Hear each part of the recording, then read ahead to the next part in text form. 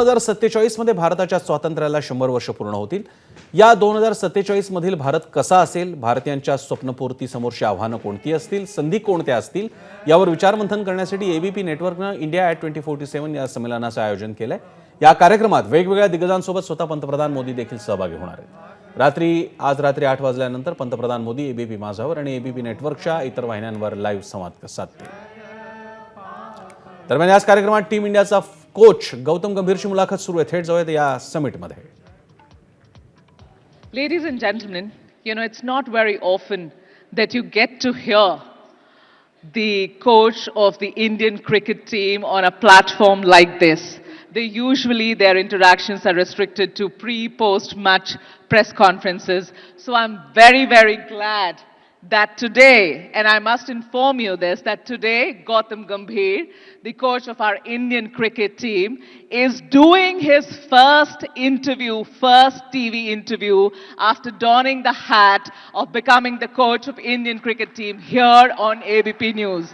So, Gautam, really, really grateful that you agreed to be part of this summit, knowing fully well that I'm not going to hold back on tough questions. Right, so ladies and gentlemen, get comfortable in your chair, sit tight. We are going to have a fabulous conversation with one and only Gautam Gambhir. So let me begin now, Gautam. From the time you've been selected as the coach of the Indian cricket team, the question to you is, how has the ride been? अभी तक की सफर कैसी रही है? उतार चढ़ाव इतने कम समय में देख लिया हम लोगों ने. नहीं, पहली बात तो मैं आपको आपके पहले सवाल का जवाब दे देता हूं that this is my first interview and I haven't missed anything because I've never been the best friend with media. Hopefully it's going to change from now on. When I've started. This is my first interview with you. See, मैंने ये जो आप उतार चढ़ाव की बात कर रहे हैं, this was unexpected lines. When I took up this job of being the head coach of 140 crore Indians, and I knew कि जब आप 10 महीने you get judged every day on the performance of the team. So there will always be criticism, there will always be appreciation. और कभी भी ऐसा नहीं होगा कि ग्राफ एक ही तरीके से ऊपर जाएगा. There will always be ups and downs, which I was very well aware of, and it hasn't changed, and I'm absolutely fine with it because my job is to make the country proud with all the players, and that is going to stay till the last day of my coaching career. तो गौतम, हमारे देश में cricket तो एक emotion है. आप एक बार एक मैच हारते हैं तो क्रिटिसिज्म की अंबार लग जाती है, जीतते हैं तो आपसे बड़ा कोई हीरो नहीं. ये इमोशन देश की है, ये तो हम समझते हैं. लेकिन आजकल गौतम, और जब से आप बने हैं कोच, ये तो मैंने नोटिस किया है, आप बताइए मैं सही हूं या गलत, लेकिन जब से आप बने हैं कोच गौतम, आपके भी क्रिकेट के महारथी कुछ ऐसे बड़े बड़े नाम है, मैं नाम नहीं लेना चाहती हूं सबके सामने, जिन्होंने जब border Gavaskar trophy you lost, the New Zealand वाले टेस्ट यू लॉस्ट, उसके बाद तुरंत ऐसी ऐसी बातें आने लगी कि भैया he is unfit for this position, इसे हटा देना चाहिए. How do you respond to those things? See I tell you this कि 8 महीने हुए हैं अभी तक मेरे को, सिर्फ 8 महीने. और बॉर्डर गावस्कर, जैसे मैंने आपको पहले बोला कि अगर रिजल्ट्स नहीं आएंगे, I am absolutely fine with criticism.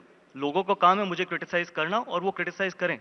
लेकिन कुछ ऐसे भी लोग हैं जो 20-20, 25-25 साल से कमेंट्री बॉक्स में बैठे हैं. उन्होंने मेरी हर चीज पे सवाल उठाया. उनको लगता है हिंदुस्तान की क्रिकेट उनके घर की जागीर है. अनफॉर्चुनेटली हिंदुस्तान की क्रिकेट किसी के घर की जागीर नहीं है. 140 करोड़ हिंदुस्तानियों की पहचान है और वो वैसे ही रहेगी. उन्होंने मेरी कोचिंग से लेके, मेरे रिकॉर्ड से लेके, कंकशन से लेके और इवन प्राइज मनी तक सवाल उठा दिए कि जो चैंपियंस ट्रॉफी में प्राइज मनी मिली थी. मुझे इस देश को बताने की जरूरत नहीं है कि मैंने कहां पर पैसा छोड़ा है और कहां पैसा लगाया है, लेकिन इस देश को यह पता बहुत होना चाहिए, जरूर होना चाहिए कि ऐसे लोग पिछले कितने साल से एनआरआई बन के देश में काम करते हैं, देश से पैसा कमाते हैं और बाहर लेके जाते हैं. मैं 11:55 पे सिक्योरिटी चेक या इमिग्रेशन नहीं करता, ठीक है, जिनको सिर्फ एक दिन 180 दिन बिताने होते हैं. मैं हिंदुस्तानी हूं और आखिरी सांस तक हिंदुस्तानी रहूंगा. टैक्स बचाने के लिए एनआरआई नहीं बनूंगा. नाम लेना चाहेंगे क्या? बिल्कुल भी नहीं, ये आपका काम है. आप सर्च करके बताइए इस देश को कि कौन कितने साल से एनआरआई बने हुए हैं. जिनके खुद के घर शीशे के भी नहीं, गत्ते के होते हैं, उनको दूसरों के घर पे पत्थर मारने से पहले 1000 नहीं, लाख बार सोचना चाहिए. तो गौतम गंभीर, ये बताइए कि जब आप बने the coach. You know, the Cozy Cricket Club in India, जो कि exist कर रही है बहुत समय से, they felt very stirred, ऐसा uncomfortable से हो गए थे कि गौतम गंभीर कैसे आ गए? You are not part of that cozy club, yet you were chosen.